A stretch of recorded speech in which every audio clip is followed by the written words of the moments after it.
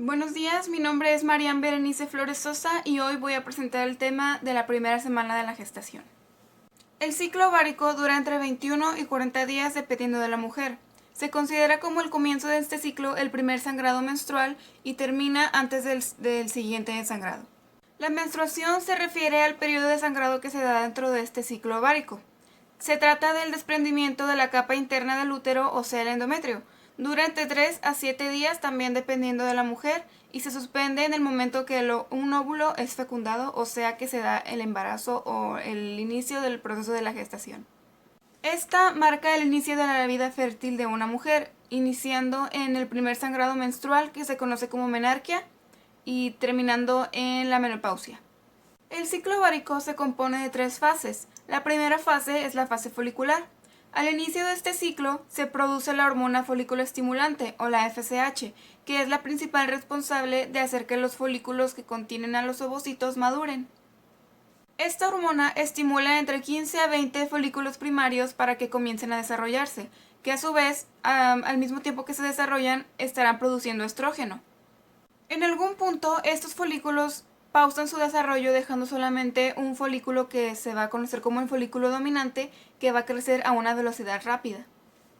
El aumento de estrógeno va a provocar que se engruese la capa interna del útero, o sea el endometrio, para asegurar que cuando llegue un óvulo fecundado, éste sobreviva. En la fase ovulatoria, los niveles de estrógeno siguen aumentando, provocando la liberación de la LH o la hormona luteinizante. Esta hormona va a facilitar que el ovocito que está dentro del folículo se desarrolle completamente y también que sea expulsado de este. En la fase lútea, el ovocito sale del ovario y se dirige hacia las trompas de falopio. El folículo que lo liberó se contrae y se convierte en un cuerpo lúteo que produce progesterona.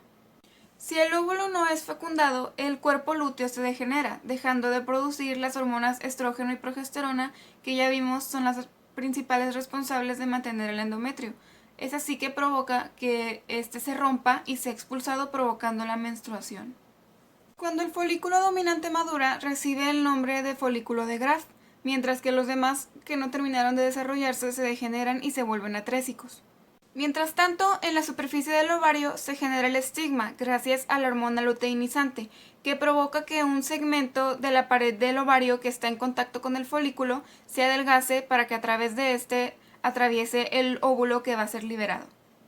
Gracias a la hormona luteinizante aumentan los niveles de prostaglandina, hormona que estimula contracciones en la pared del ovario que van a facilitar que el óvulo se desplace. Cuando el óvulo sale del ovario, es atrapado por las fimbrias de la trompa de falopio. Como parte del proceso de la ovulación, las vellosidades de este órgano crecen y con ayuda de las contracciones peristálticas rítmicas barren el óvulo hacia el útero, a donde llega entre 3 y 4 días. El cuerpo lúteo se sigue desarrollando 9 días después de la ovulación. Si el óvulo no es fecundado, las células lúteas se degeneran y paran con la producción de hormonas, lo que desencadena en la destrucción del endometrio, o sea, la menstruación. En caso de que el óvulo sí sea fecundado, el cuerpo lúteo se seguirá desarrollando gracias a la hormona gonadotropina corínica humana, convirtiéndose así en un cuerpo albicans. La fecundación se lleva a cabo en la zona ampular de la trompa de falopio, lugar más ancho y más cercano al ovario hacia donde el espermatozoide debe desplazarse.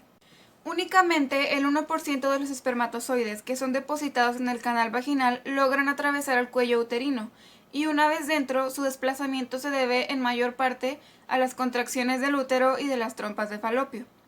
Desde que estos entran al útero hasta que alcanzan al óvulo, los espermatozoides recorren un viaje que puede durar desde 30 minutos hasta 6 días.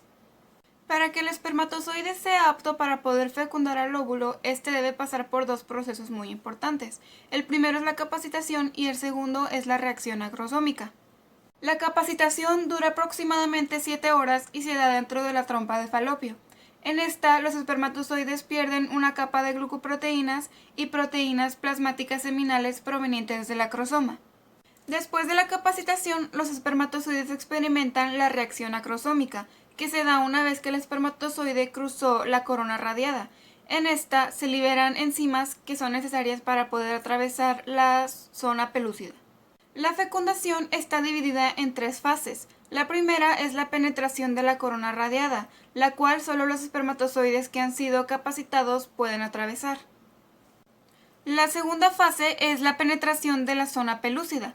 Tras la unión de la cabeza del espermatozoide con la superficie del ovocito, se liberan enzimas lisosómicas que modifican las propiedades de la zona pelúcida para evitar que pasen más espermatozoides.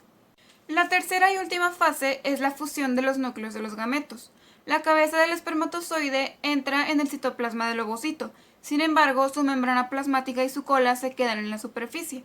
Una vez adentro, el núcleo se dilata y se convierte en un pronúcleo masculino que contiene el material genético. Tras la unión, se reanuda la meiosis II y se completan los cromosomas juntando los 23 del ovocito y los 23 del espermatozoide, produciendo así un cigoto con 46 cromosomas. Una vez que el cigoto llega a fase bicelular, se divide por mitosis. Las células resultantes se achican con cada división y reciben el nombre de blastómeros. Cuando estas células conforman entre 8 y 16, se convierte en una mórula. Las células internas de esta estructura se convertirán en los tejidos del embrión, mientras que las células externas se convertirán en trofoblastos, que más adelante serán la placenta. Cuando la mórula llega al útero, se filtra el líquido a través de la zona pelúcida hacia la masa celular interna. Los blastómeros toman diferentes direcciones para formar una nueva cavidad, el blastócele. Las células internas se convierten en embrioblastos, que se acumulan en uno de los polos, mientras que las células externas se convierten en trofoblastos. Estas se aplanan alrededor del blastócele para formar la membrana epitelial del blastocito. Al finalizar la primera semana de la fecundación, el cigoto ya pasó de mórula a blastocito y se implanta en la mucosa uterina.